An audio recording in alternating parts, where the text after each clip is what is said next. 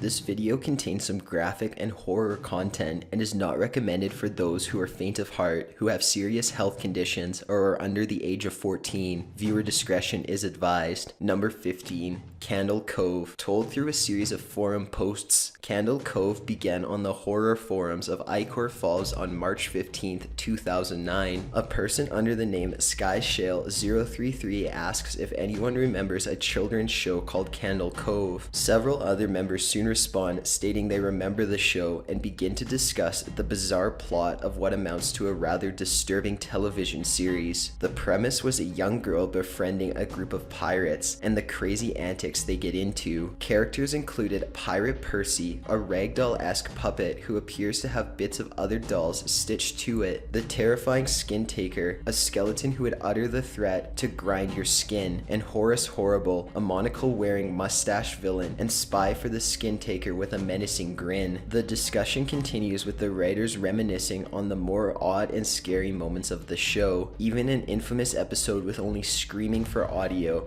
and the main character crying. The posts end with a user by the name of Mike Painter 65 remembering how he asked his mother about the show, and she said how she remembered he would go to the TV the same time every week to watch Candle Cove, only for him to be watching static for 20 minutes. A fan video of the screaming episode has appeared online, recreating the surreal episode. Fans of the story wishing to keep the idea alive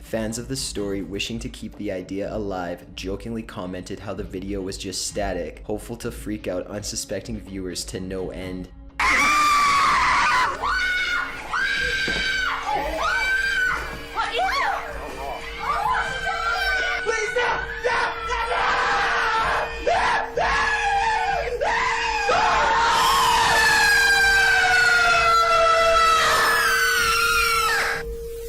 Number 14. Robert the Doll. Artist Robert Eugene Otto receives a doll in his childhood between the late 1800s and early 1900s, which he names Robert after himself. However, the doll begins to take on a life of its own and starts terrorizing the Otto family after a servant was suspected of performing black magic on Robert. Apparently, Otto could be heard by his mother talking to Robert, and she would hear Robert respond. Household objects would move around or go missing, and Otto would always say Robert did it when asked by his mother where the objects went. Otto kept Robert into his adulthood and reportedly drove his wife insane. Neighbors would report seeing Robert running around the house when nobody was home. While sounding like a Child's Play inspired story, the true horror in this creepypasta is Robert the Doll actually exists and is on display at the East Martello Museum in Florida. The story of Robert's devilish activities are also highly documented, which is why the story has remained popular. Enthusiasts travel to the museum in order to get a glimpse of Robert, and it has been reported that Robert hates having his picture taken and will blur himself out of pictures with a blinding light even though a person's flash is off. Staff have also said they have found Robert in a different position in the morning than he was in the past evening. Readers of Robert's story are left to decide whether the stories are true or if they are only an early example of creepypasta. A fair warning,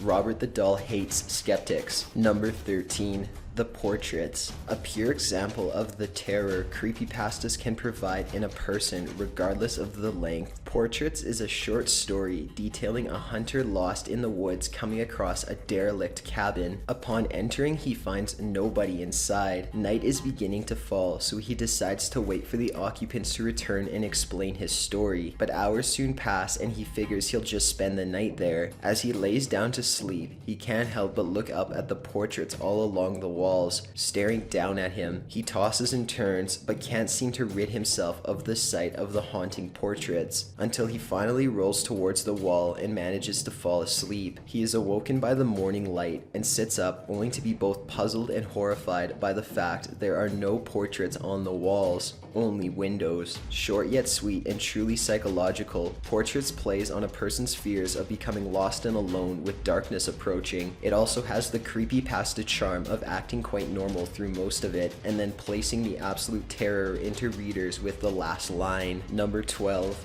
Squidward's suicide. While no longer possessing the same strength and horror it did when it was written, Squidward's suicide was at a time the most popular creepypasta on the web. In the genre of lost episodes, the story is told through the eyes of a Nickelodeon intern in 2005, and he and his co-workers receive a tape labeled Squidward's suicide. They all decide to watch the film and find a disturbing twist on the beloved SpongeBob SquarePants program. The episode depicts the typically cynical Squidward sitting on a bed while unsettling sounds play in the background. Quick flashes depicting dead children and other macabre scenes appear on screen, and the sounds increase in volume. Squidward now appears to be faded black and his eyes are turning red. At the end of the video, Squidward shoots himself as a strange demonic voice eggs him to do it, and the tape ends. The employees dismiss the tape as a prank, but they check the timestamp and are alarmed to discover it was edited only half a minute before they received the tape. They hand the tape over to authorities,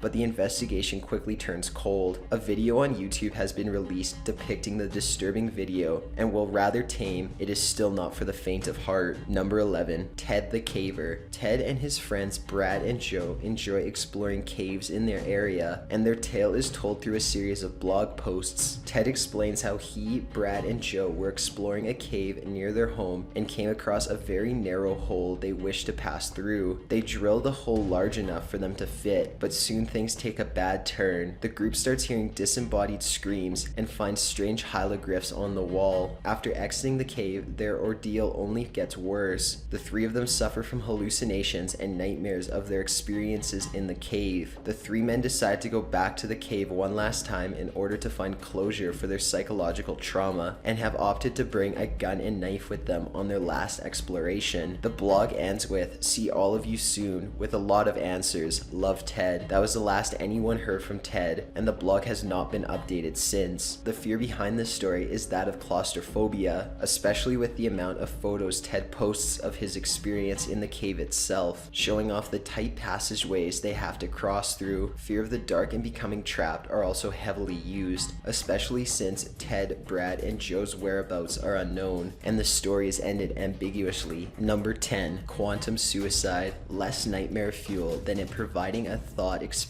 which will stay with the reader long after they finish reading the story. A woman becomes tired of her self-perceived mediocrity and decides to end her life. After purchasing a handgun, she writes her family a suicide note and goes off into the woods. She rests at a tree, places the gun in her mouth, and pulls the trigger. However, the hammer falls, but the gun doesn't fire. She tries again and again, but each time results in a misfire, causing her to grow angry. The narrator then details how she read a thought experiment years earlier about the idea a person can obtain immortality via the quantum suicide. They kill an alternate version of themselves instead, leaving them unharmed. With each pull of the trigger, she has killed herself in a parallel reality. 10 days after she left, a search party finally finds her still against the tree, having died of dehydration. The narrator then reveals while the suicide can't kill a person, the rule doesn't take other causes of death into account. Number 9.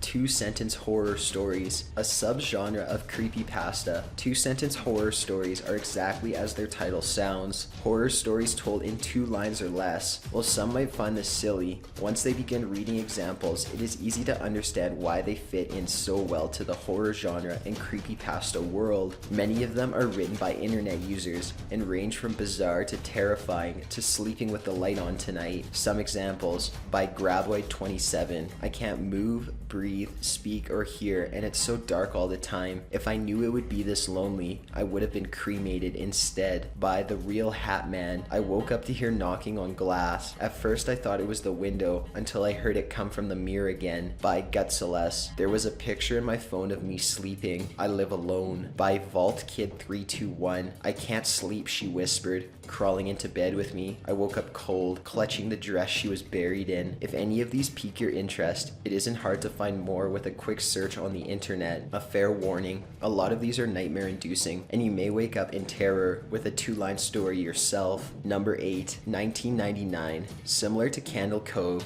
a Canadian man from Calden, Ontario begins posting blog entries talking about a television channel known as Calden Local 21 and details his experience experiences watching the show Bobby and Mr. Bear's Cellar. Bobby was a man's hand who walked around like a person, and the writer talks about how he only watched a few episodes until one called Playing with Scissors. A hand is seen trapped on the table jerking violently around, while Bobby enters holding scissors and appears to stab the captive hand repeatedly to the point bone is showing. Mr. Bear's Cellar appeared to have a dangled dress as a bear who would interact with children on the show. However, his sinister motives were soon made clear as the episodes progressed, and eventually the broadcasts were shut down by police, though Mr. Bear fled arrest. The man begins to search for the identity of Mr. Bear in hopes of finding justice to the children he murdered and probably molested, and he updates his blog posts every so often. While posts are far and few in between, the entire lore of the story makes it horrifying, playing on the fear of pedophiles and child murder. Number 7. The Keyhole. The enjoyability in the story is its obvious inspiration from gothic horror literature. Keyhole is a short story about a man who checks into a hotel and is advised by the front clerk to under no circumstances peek into or enter the room with no number on it. During the second night of his stay, the man can no longer contain his curiosity and he decides to have a look inside, but the door is locked tight, but he peeks through the keyhole. He is surprised to see a pale woman resting against the wall on the opposite side of the door. The next day, the man once again looks through the keyhole, but only sees a reddish color, as if something is blocking the hole. He figures the woman felt she was being spied on and covered the keyhole to prevent this from happening again, and decides to ask the woman at the front desk about it. Upon making his inquiry, the woman sighs with disappointment and asks if he looked through the keyhole, which he confesses to. The woman explains a man murdered his wife in that room, and she now haunts it, which is why it is out of bounds. She continues by saying eyewitnesses describe the woman as very pale, except for her bloodshot red eyes. Number 6. Reddit No Sleep. A rather bizarre entry to this list, but this subreddit has earned its place here. No Sleep is a forum section on Reddit where Redditors can post their own horror stories for the masses to read and critique. As of January 2016, the subreddit has over 4 million subscribers, and hundreds, possibly thousands of stories are posted every day. Stories vary in content from paranormal experiences to murder to people reconciling memories of their past. The most terrifying thing about the stories is the effort authors put in to create a sense of believability to them, and they are often written to resemble entries seen on Confessions or Let's Not Meet. The all-time top post is called "I'm a search and rescue officer for the US Forest Service. I have some stories to tell" by Search and Rescue Woods, and is not one but a collection of 6 short stories from a man's experience in the field, from finding missing persons,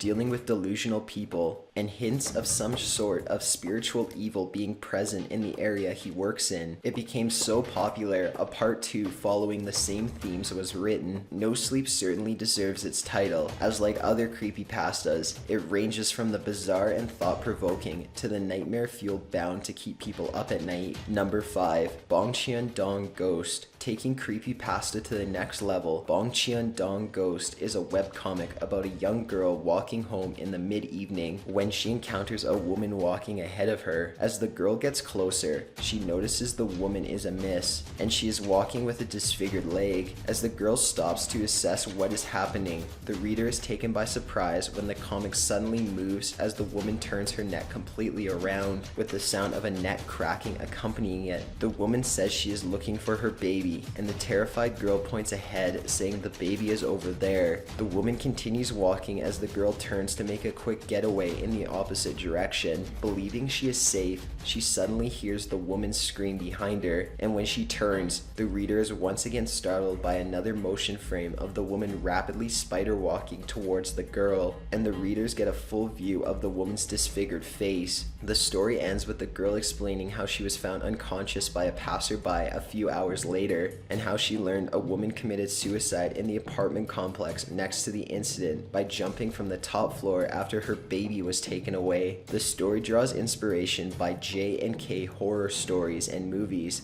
such as Ju-on and Ringu, and plays a psychological game with the reader, with the fear of anticipating a scare more horrifying than the scares themselves. Number 4. Jeff the Killer. Like others on this list, it would not be complete without Jeff the Killer, an early example of creepypasta and playing on the fears of one being defenseless as we sleep. Jeff the Killer is a tragic story of a boy who went to a neighborhood birthday party with his brother. While waiting for the bus, he and his brother are attacked by 3 bullies, but Jeff gets the upper hand and leaves the boys bloodied. Jeff finds an overwhelming satisfaction in hurting them, and he and his brother flee out of fear of getting in trouble. Later at the party, the bullies return and light Jeff on fire, horribly disfiguring him. The bullies confess to the attack and are sent to juvie, but that's not where the story ends. One day, Jeff's mother hears crying from the bathroom, and when she goes to investigate, she finds Jeff carving a permanent smile into his face, having already carved out his eyelids so he could never sleep again. Jeff's mom flees to her room and screams for her husband to wake up, but Jeff is already there saying, "You lied to me, mommy," before killing her and his father. Jeff then kills his brother, whispering, "Go to sleep," while stabbing him. Jeff is never seen again,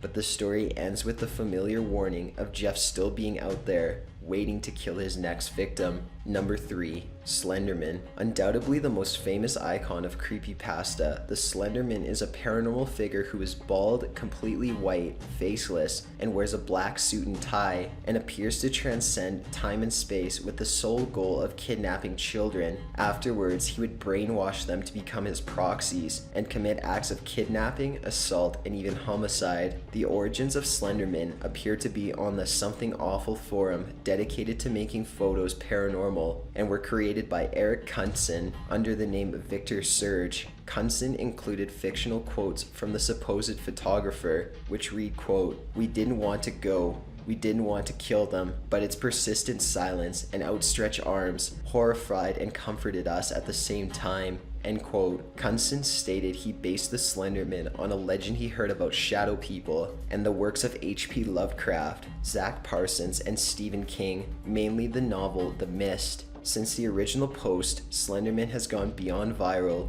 and has been the subject to a successful game, Slender: The 8 Pages, as well as its sequel, The Arrival, including the highly praised Marble Hornets. Sadly, Slenderman has also been the inspiration for real-life crime, including the attempted murder of a 12-year-old Wisconsin girl by her 2 friends in 2014. Number 2. Normal porn for normal people. An intense story, even for creepypasta standards. Normal porn for normal people is about a chain letter people receive for the title at your website. Many explore the website and find it is not at all what they expected it to be. The site is full of bizarre videos, including a half-hour video of a woman making a peanut butter sandwich, a 5-minute video of an obese man doing mime work, and a 5-minute video of a legless man attempting to break dance. The final video discussed in the story is called useless.avi and runs for 18 minutes. A woman is seen tied to a bed with her mouth taped. After some time, a man in a suit opens the door and releases a shaven chimp into the room. The man leaves the chimp in the room alone with the woman, and the chimp begins brutally maiming the woman and even consumes parts of her body as she screams in agony. While some would dismiss the horror element of this entry as being unrealistic, it should be reminded the existence of various disgusting acts being committed and broadcasted on the deep web, giving normal porn for normal people a slight edge in the believable category. Number 1. The Russian Sleep Experiment. Inspired by the Soviet-American technological race during the Cold War, the story begins in the late 1940s in Soviet Russia. A group of scientists and military personnel are conducting experiments to create a gas which forces people to stay awake for long periods of time. 5 political prisoners are forced into a testing chamber as the gas is poured in, and the scientists listen to the progress through microphones placed around the room. After 9 days, one of the prisoners begins screaming non-stop for 3 hours until his voice is diminished to squeaks. The researchers are surprised of the lack of response from the other subjects, and they would instead whisper into the microphones. After the second prisoner began screaming, the rest covered the portholes with their own feces, and the screaming abruptly stopped, along with the whispering. After days without any response, the researchers declare the doors will be opened and all the subjects are to lie on the floor or be shot. They receive the response of, "We no longer want to be free." After much debate, the chambers opened on midnight of the 15th day, and it is discovered 4 of the 5 subjects remain alive, but are now grotesque representations of their previous selves, having brutally mutilated themselves and each other. Several of the subjects die soon after being released after they unwillingly fall asleep. The higher command decides to continue the experiment with the 2 surviving subjects, along with several scientists and military personnel. Before the doors are to be closed, one of the scientists produces a handgun and kills the military commander. As the others flee, he points the gun at the surviving subject and demands to know what he is. The subject declares he is what people hide from when they go to sleep. Distraught, the scientist shoots the subject in the head, and his last words are, "So nearly free." Got an idea for a top 15 video? Be sure to submit it at top15s.net/submit. Be sure to subscribe for future videos. Thanks for watching.